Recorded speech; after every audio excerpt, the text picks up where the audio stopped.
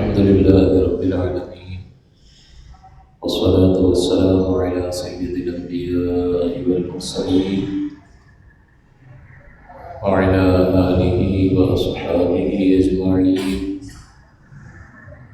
أما بعد فأعوذ بالله من الشيطان الرجيم. بسم الله الرحمن الرحيم. فسجد الملائكة كلهم أجمعون. صدق الله العلي العظيم وصدق رسوله النبي الأمين. گزشتہ درس میں ہم نے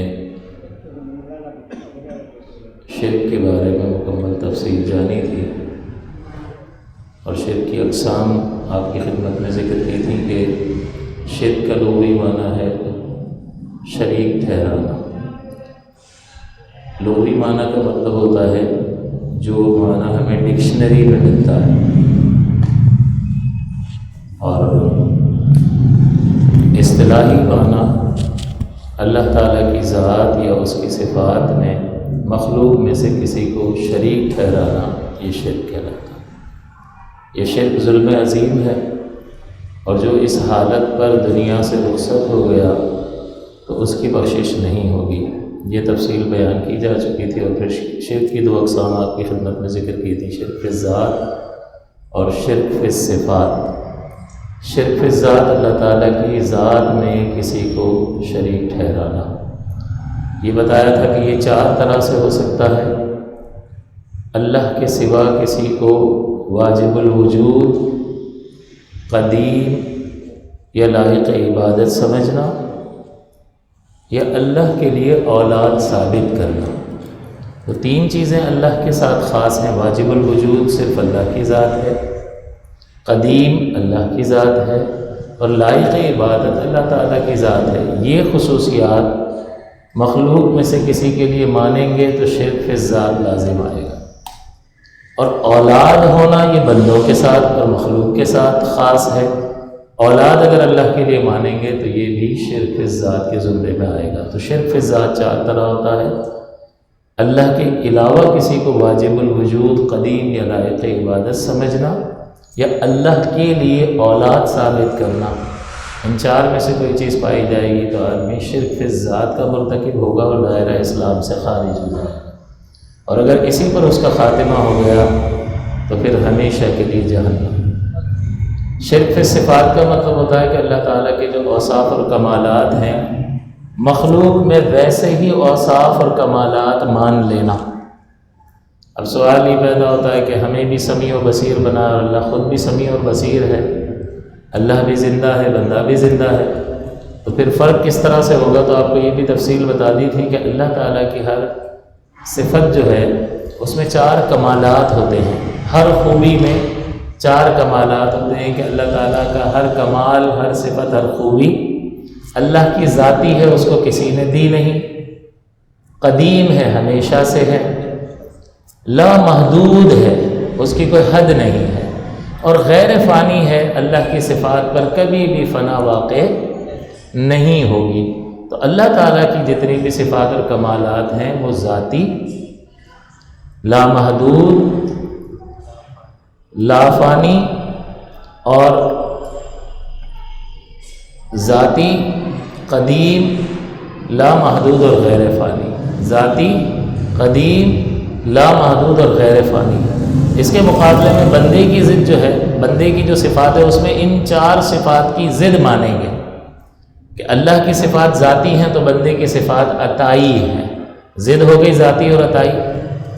اللہ کی صفات قدیم ہیں، ہمیشہ سے ہیں، کوئی ایسا وقت نہیں آیا کہ اللہ کی یہ خوبیاں نہیں تھیں. اللہ ہمیشہ سے ان خوبیوں سے متصف ہے. اور بندے کی یہ صفات حادث ہیں. قدیم کی ضد حادث. قدیم کا مطلب ہمیشہ سے، اور حادث کا مطلب پہلے نہیں تھا، بعد میں پیدا ہوا. تو بندے کی صفات حادث. اللہ تعالیٰ کی صفات لامحدود، بندے کی صفات محدود. اللہ تعالیٰ کی صفات غیر فانی اور بندے کی صفات پر فنا ممکن ہے. فنا ممکن کا مطلب یہ ہے کہ بہت ساری چیزیں ممکن ہیں، ضروری نہیں ہے کہ اللہ تعالیٰ ان صفات کو فنا بھی فرمائے. حضور کے لیے فرمایا وَلَلْآخِرَةُ خَيْرٌ لَكَ مِنَ الْأُولَىٰ، آپ کے لیے ہر آنے والی گھڑی گزری ہوئی گھڑی سے بہتر ہے۔ تو آپ کی عطاؤں میں اللہ کی طرف سے جو عطائیں ہیں اس میں تو روز بروز اضافہ ہو رہا ہے، تو فنا ممکن ہے لیکن اللہ فنا نہیں کرے گا۔ بہت ساری چیزیں ممکن ہوتی ہیں لیکن ضروری نہیں ہے کہ وہ معرض وجود میں آئے۔ جیسے یہ موبائل اٹھا کے میں ابھی کسی کو مار دوں، ممکن ہے یا نہیں ہے؟ لیکن کیا ایسا کروں گا؟ تو بہت ساری چیزیں ممکن ہوتی ہیں لیکن ضروری نہیں ہے کہ وہ معرض وجود میں آئے۔ تو مخلوق کی صفات پر فنا ممکن ہے لیکن اللہ تعالیٰ چاہے تو فنا کرے، چاہے تو نہ کرے، تو اس کو کہیں گے جائز الفنا، اور اللہ تعالیٰ کی صفات پر فنا ممکن نہیں۔ یہ جب ساری چیزیں ہمارے ذہن میں رہیں گی تو شرک کا کانسیپٹ بالکل واضح ہو جائے گا۔ اب اگر ہم کسی کی عزت کرتے ہیں تو عزت اللہ تعالیٰ فرماتا ہے ان العزت للہ جمیعا، عزت اللہ کے لیے ہے، کتنی؟ جمیعا، ساری کی ساری۔ تو اب بتائیے آپ عزت دار ہو یا نہیں؟ اللہ نے اپنے بندوں کو عزت عطا فرمائی یا نہیں؟ خود فرماتا وَلِلَّهِ الْعِزَّةُ، عزت اللہ کے لیے ہے، وَلِرَسُولِهِ، اور اس کے رسول کے لیے ہے، وَلِلْمُؤْمِنِينَ، اور مومنوں کے واسطے ہے، وَلَكِنَّ الْمُنَافِقِينَ لَا يَعْلَمُونَ، لیکن منافق نہیں جانتے۔ تو ایک طرف اللہ تعالیٰ فرمانا ساری کی ساری عزت اللہ کے لیے، اور دوسری طرف قرآن میں اللہ ہی فرماتا ہے کہ عزت اللہ کے لیے، اس کے رسول کے لیے اور مومنوں کے واسطے ہے، لیکن منافق نہیں جانتے۔ تو اب آپ اللہ کو بھی عزت والا کہہ رہے ہو اور اللہ کی مخلوق کو بھی عزت والا کہہ رہے ہو، اور دونوں میں اللہ تعالیٰ دونوں کو عزت والا کہہ رہا ہے۔ تو اب کوئی کہے کہ یہ شرک ہو گیا، تو اس کا مطلب کیا شرک قرآن اور اللہ شرک کی طرف دعوت دے رہا ہے، شرک کی طرف بلا رہا ہے؟ نہیں، آپ کیا کہو گے کہ اللہ کا عزت والا ہونا ذاتی ہے، قدیم ہے، لامحدود ہے، غیر فانی ہے، اور بندے کا عزت والا ہونا عطائی ہے، محدود ہے، حادث ہے، اور اس کو جو یہ عزت کی نعمت ملی ہے اس پر فنا ممکن ہے۔ تو نام ایک جیسے ہیں، اللہ بھی عزت والا اور اللہ کی عطا سے بندہ بھی عزت والا، نام ایک ہی ہے لیکن حقیقتوں میں زمین آسمان کا فرق ہے۔ تو جب فرق ہو گیا تو نام کے ایک جیسے ہونے سے برابری لازم نہیں آئی، اور برابری لازم نہیں آئی تو شرک بھی لازم نہیں آیا، کہ شرک تو کہتے ہی برابری کرنے کو ہے۔ تو آپ اس وضاحت سے یہ بات واضح طور پر سمجھ گئے کہ جب بھی شرک کی بات کی جائے تو آپ نے یہ چیک کرنا ہے کہ شرک تو دو طرح کا ہوتا ہے، ایک شرک فی ذات اور دوسرا شرک فی صفات۔ یہاں پر جو سامنے والا شرک کی بات کر رہا ہے وہ کون سے شرک کی بات کر رہا ہے؟ اگر شرک فی ذات کی بات کر رہا ہے تو یہ چار چیزیں چیک کریں گے کہ کیا اللہ کے سوا کسی کو لائق عبادت قدیم اور واجب الوجود مان لیا ہے، یا اللہ کے لیے اولاد ثابت کی ہے؟ اگر ان چار میں سے کوئی چیز ہے تو شرک فی ذات کر لیا ہے، فوراً توبہ کرنی چاہیے، اور تجدید ایمان اور تجدید نکاح بھی کرنا پڑے گا اگر شادی شدہ ہے تو۔ اور اگر ایسا نہیں ہے تو پھر یہ چیک کرے کہ شرک فی صفات کی بات ہو رہی ہے کہ جیسی خوبیاں اللہ میں ہیں بندے کے لیے ویسی خوبیاں مان لی ہیں، تو پھر بندہ یہ چیک کر لیتا ہے کہ اللہ تعالیٰ کے لیے اگر یہ خوبی مانی ہے تو ان چار صفات کے ساتھ مانی ہے کہ اللہ تعالیٰ کی ہر خوبی ذاتی، قدیم، لامحدود اور غیر فانی ہے، اور بندے کی ہر خوبی عطائی، حادث، محدود اور اس پر فنا ممکن ہے۔ تو جب آپ نے یہ فرق کر لیا، تو جب آپ فرق کے ساتھ مان رہے ہیں تو پھر یہ شرک نہیں ہوا۔ ہاں کسی کے لیے یوں مانا کہ فلاں مخلوق ایسی ہے کہ اس کا فلاں کمال بھی قدیم ہے، مشرک ہو جائے گا۔ یہ فلاں مخلوق ایسی ہے کہ اس کی یہ صفات جو ہے اس پر فنا ممکن بھی نہیں ہے، مشرک ہو جائے گا، دائرہ اسلام سے باہر نکل جائے گا۔ اور کوئی بھی مسلمان کسی بھی مخلوق کے لیے، چاہے سید الانبیاء صلی اللہ علیہ وسلم ہو، ان کے لیے بھی جو صفات اور خوبیاں اور کمالات مانتا ہے وہ اللہ کی عطا سے مانتا ہے۔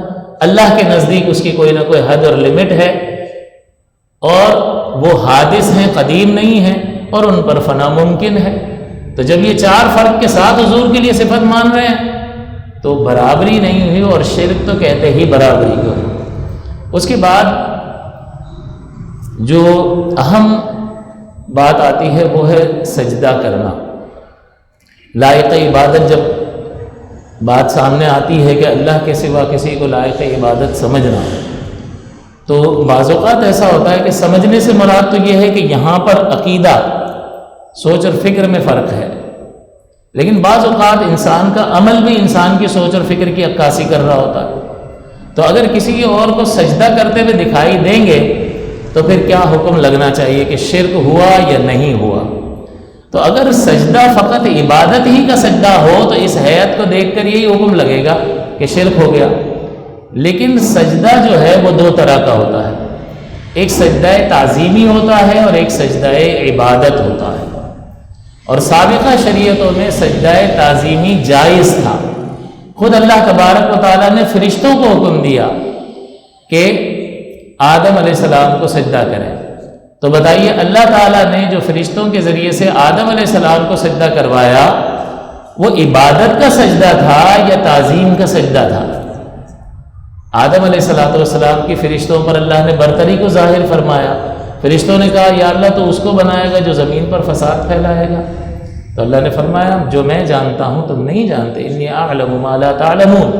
اس کے بعد اللہ تعالیٰ نے آدم علیہ السلام کو علم سکھایا، چیزوں کے نام سکھا دیے، اور پھر وہ چیزیں فرشتوں کے سامنے رکھ دی اور فرشتوں سے کہا اب ان کے نام بتاؤ. فرشتوں نے عاجزی کا اظہار کیا کہ ہم تو فقط اتنا جانتے ہیں جتنا تو نے ہمیں علم عطا فرمایا. پھر آدم علیہ السلام سے فرمایا تو اللہ تعالیٰ نے آدم علیہ السلام نے تمام چیزوں کے نام بتا دیے. تو فرشتوں کے سامنے اللہ تعالیٰ نے علم کے ذریعے سے آدم علیہ السلام کی برتری کو ظاہر فرمایا اور پھر فرشتوں کو حکم دیا کہ اب آدم کو سجدہ کرو. تو یہ آدم علیہ السلام کی انتہائی درجے میں تعظیم کے لیے فرشتوں کو حکم دیا گیا، اور یہ اللہ حکم دے رہا ہے. اور اللہ کے معصوم فرشتے جو اللہ کی کبھی بھی نافرمانی نہیں کرتے، یفعلون ما یؤمرون، فرشتے وہی کرتے ہیں جس کا انہیں حکم دیا جاتا ہے. تو اللہ حکم دینے والا اور فرشتے سجدہ کرنے والے. تو یہ بتائیے اللہ تعالیٰ کبھی کسی اور کو عبادت کا سجدہ کروا سکتا ہے؟ نہیں. تو یہ کون سا سجدہ تھا؟ یہ تعظیم کا سجدہ تھا اور اللہ نے کروایا فرشتوں کے ذریعے سے. تو سابقہ شریعتوں میں سجدہ تعظیمی جائز تھا. حضرت یوسف علیہ السلام نے خواب دیکھا کہ مجھے جو ہے ستارے اور چاند اور سورج سجدہ کر رہے ہیں.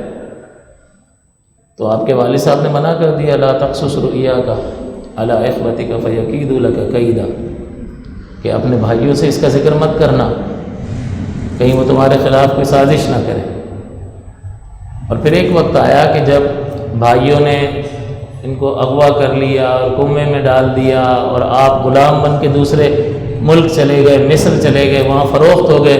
اور پھر اللہ تعالیٰ نے آپ کو وہاں کا بہت طویل یہ قصہ ہے، سورہ یوسف پوری اتری اس قصے کے بارے میں. تو اللہ تعالیٰ نے وہاں کا بادشاہ بنا دیا یوسف علیہ السلام کو. اور اب بھائی جو ہے اور حضرت یعقوب علیہ السلام کو ان کو ملوایا ہے جوانی میں. اور اب جب ملاقات ہوئی ہے تو انہوں نے سجدہ کیا. تو فرمایا کہ یہی وہ تعبیر تھی جو تم نے خواب دیکھا تھا کہ مجھے چاند اور سورج اور ستارے سجدہ کر رہے ہیں. تو اس وقت یوسف علیہ السلام کو سجدہ کیا گیا اور ان کے بھائیوں وغیرہ نے سب نے سجدہ کیا. تو یہ سجدہ تعظیمی تھا یا سجدہ عبادت تھا؟ سجدہ تعظیمی تھا، کیونکہ سجدہ عبادت مخلوق میں کسی کے لیے بھی جائز نہیں ہے. سجدہ عبادت کا مطلب تو یہ ہے کہ کسی کو معبود سمجھا اور سجدہ کیا. تو معبود جیسے ہی سمجھے گا، سجدہ کرے نہ کرے، معبود سمجھنے سے ہی دائرہ اسلام سے خارج ہو جائے گا. کیونکہ عقیدے کا تعلق تو سوچ اور فکر اور نظریے کے ساتھ ہے، عمل کے ساتھ تو نہیں ہے. تو جیسے ہی کسی کو لائق عبادت جانا، دائرہ اسلام سے خارج ہو جائے گا. تو اسلام یہ حضور علیہ السلام کی شریعت سے پہلے سجدہ تعظیمی جائز تھا. حضور کی شریعت میں سجدہ تعظیمی کو حرام قرار دے دیا گیا. تو سجدہ عبادت شرک ہے اور سجدہ تعظیمی حرام ہے کہ کوئی اگر سجدہ تعظیمی آج کرتا ہے تو گناہ کبیرہ کا مرتکب ہوگا، لیکن دائرہ اسلام سے خارج نہیں ہوگا. دوسری بات یہ ہے کہ پہلے جب سجدہ تعظیمی جائز تھا تو اس وقت سجدے کی حالت تو ویسی تھی جیسے عبادت کا سجدہ ہوتا ہے، ویسے ہی تعظیم کا سجدہ ہوتا تھا. تو اب کس طرح سے فرق ہوتا تھا کہ کون سا سجدہ تعظیم کا ہے اور کون سا عبادت کا سجدہ ہے؟ آپ کیسے بتائیں گے؟ آپ کہیں گے بھائی یہ تو نیت سے پتہ چلے گا.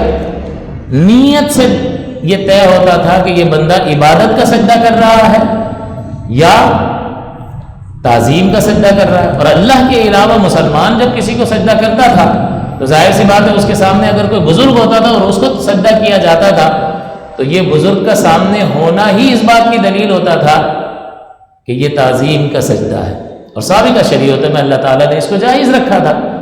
تو جب یہ دونوں سجدے، اللہ کو عبادت کا سجدہ ایک طرف ہو رہا ہے، اس کی شکل و صورت اور حیت بھی وہی ہے، اور جو بزرگ کو تعظیم کے اعتبار سے کسی کو سجدہ کیا جا رہا ہے اس کی حیت اور شکل و صورت بھی وہی ہے کہ اپنی پیشانی زمین پر رکھ دینا۔ تو فرق کون سی چیز کرتی تھی؟ حیت اور شکل و صورت تو دونوں سجدوں کی ایک جیسی تھی، ان دونوں سجدوں میں فرق کون سی چیز کرتی تھی کہ یہ تعظیم کا سجدہ ہے اور یہ عبادت کا سجدہ ہے، یہ کرنے والے کی نیت فرق کرتی تھی۔ ایسا ہی ہے نا؟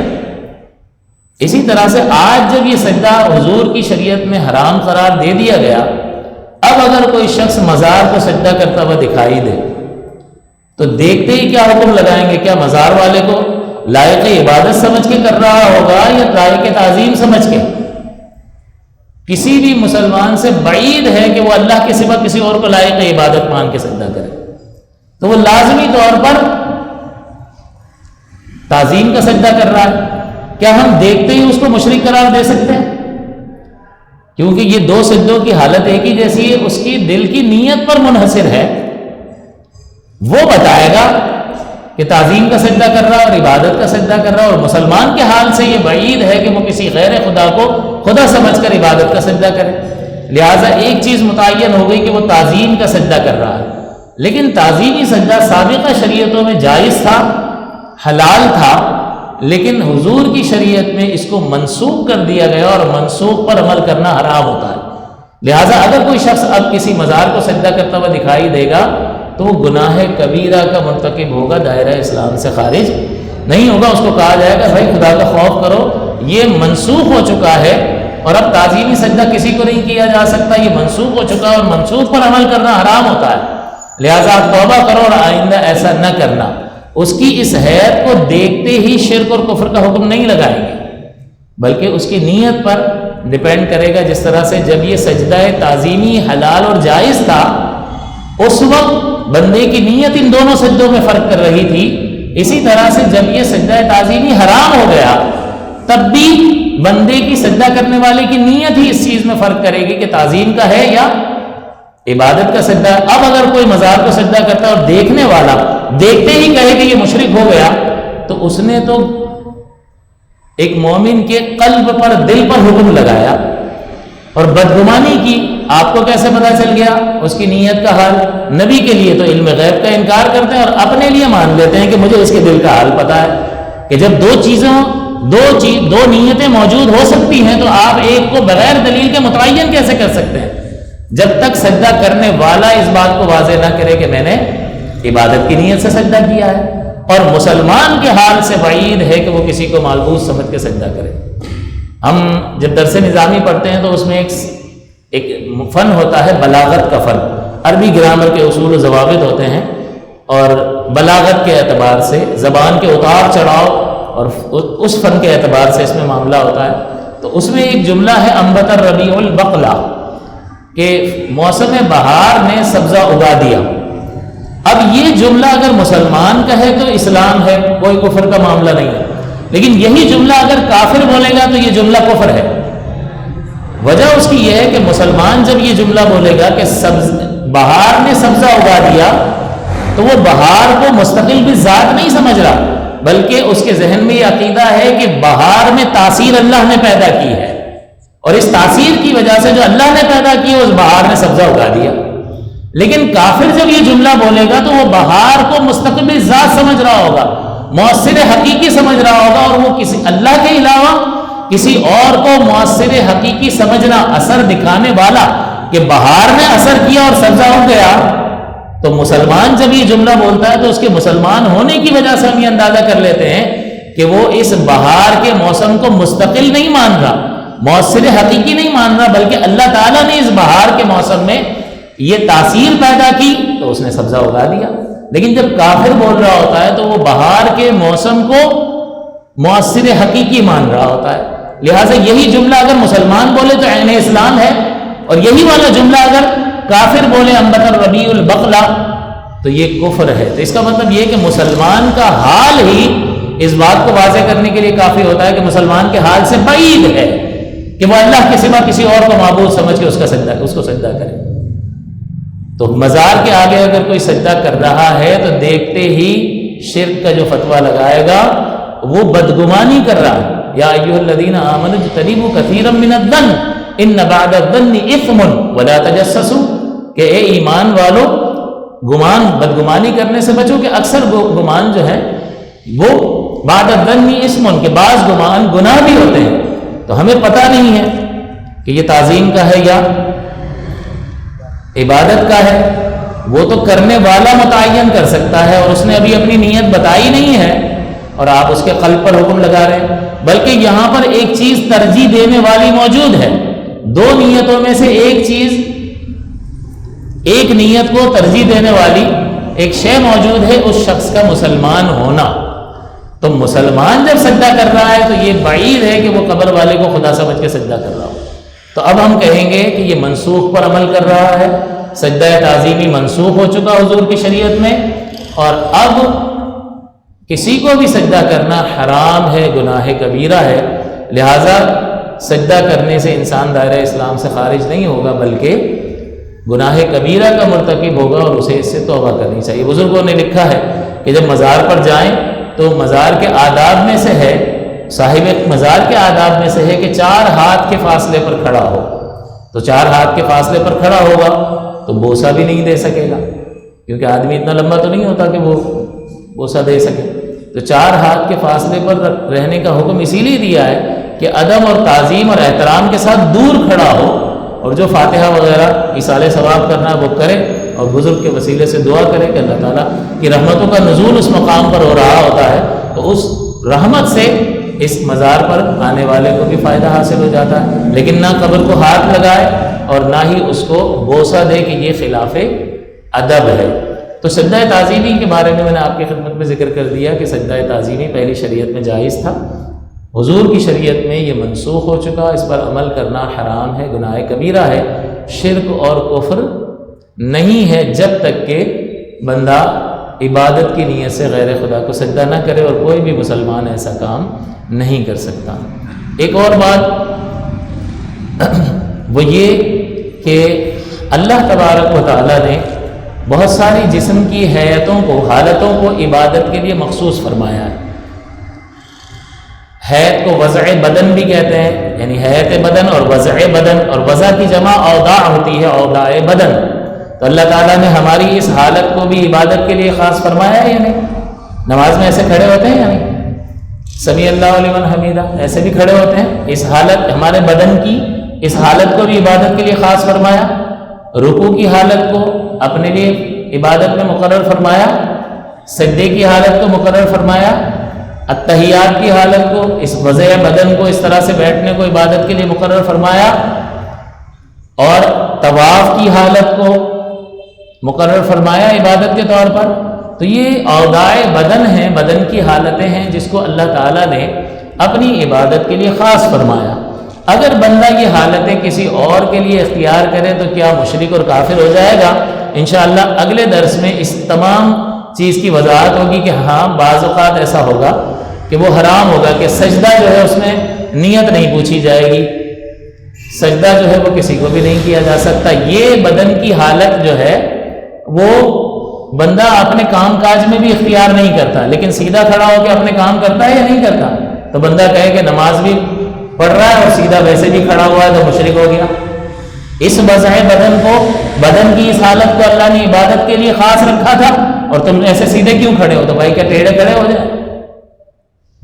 تو بعض بدن کی حالتیں ایسی ہیں کہ وہ عبادت کے لیے بھی ہیں اور عبادت کے غیر کے لیے بھی ہیں۔ آپ رکوع جتنا جھکتے ہو، لیکن رکوع جتنا جھک کر کوئی چیز اٹھاتے ہو یا نہیں اٹھاتے ہو؟ بندہ کہ رکوع جتنا جھکنا تو عبادت میں اس بدن کی اس حالت کو اللہ نے عبادت کے لیے خاص فرمایا ہے۔ آپ یہ برتن اٹھانے کے لیے، سامان اٹھانے کے لیے جھک رہے ہو، مشرک ہو گئے۔ تو یہ وہ حالتیں ہیں کہ جس میں آدمی اپنے دوسرے کام بھی کر رہا ہوتا ہے۔ والدین اور بزرگوں کے ہاتھ کو اور قدم کو بوسہ دینے کے لیے جھکنا پڑتا ہے یا نہیں؟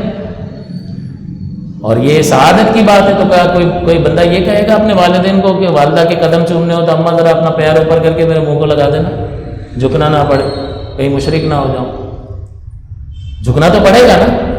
تو یہ بعض حیاتیں ایسی ہیں کہ جس میں آدمی اپنے نارمل دیگر کام بھی کر رہا ہوتا ہے اور اللہ تعالیٰ نے اسے عبادت میں بھی خاص فرمایا ہے۔ تو یہ اودائے بدن کا بیان انشاءاللہ العزیز اگلے درس میں اس کو واضح کیا جائے گا۔ اللہ تعالیٰ سے دعا ہے کہ اللہ تعالیٰ ہم نے جو سنا اس کو یاد رکھنے کی اور اس کے تقاضے کے مطابق ان چیزوں کو آگے پہنچانے کی، بیان کرنے کی توفیق عطا فرمائے۔ آمین وآخر دعوانا الحمدللہ رب العالمین۔ اللهم صل على سيدنا ومولانا محمد معدن الجود والكرم وآله وصحبه وسلم۔ اللهم ربنا تقبل منا إنك أنت السميع العليم وتب علينا يا مولانا إنك أنت التواب الرحيم۔ یا ارحم الراحمین، ہم سب کی حاضری اپنی بارگاہ ناز میں قبول و منظور فرما۔ اے کریم و رحیم، اس علم کے نور سے ہمارے قلوب کو منور فرما۔ یا اللہ اس کی برکات سے ہمیں وافر حصہ عطا فرما۔ اے کریم و رحیم، اس بیان کی برکت سے یا اللہ ہمارے عقائد کو درستگی عطا فرما۔ اے کریم و رحیم، ہمارے اہل و عیال کی، اساتذہ کی، آباء و اجداد کی بخشش و مغفرت فرما۔ یا اللہ ہماری خطاؤں سے درگزر فرما۔ یا اللہ ہماری خطاؤں کو نیکیوں سے تبدیل فرما۔ ہم سب پر اپنا خصوصی فضل و کرم فرما۔ یا اللہ حاضرین کے دل میں جو نیک تمنائیں ہیں کریم و رحیم ان کی تمام جائز تمناؤں کو پورا فرما۔ اگر کوئی بیمار ہے تو اسے شفائے کاملہ عاجلہ عطا فرما۔ ببرکۃ ان اللہ وملائکتہ یصلون علی النبی یا ایھا الذین آمنوا صلوا علیہ وسلموا تسلیما۔ اللهم صل على سيدنا ومولانا محمد معدن الجود والكرم وآله وصحبه وسلم۔ سبحان ربك رب العزة عما يصفون وسلام على المرسلين والحمد لله رب العالمين برحمتك يا أرحم الراحمين۔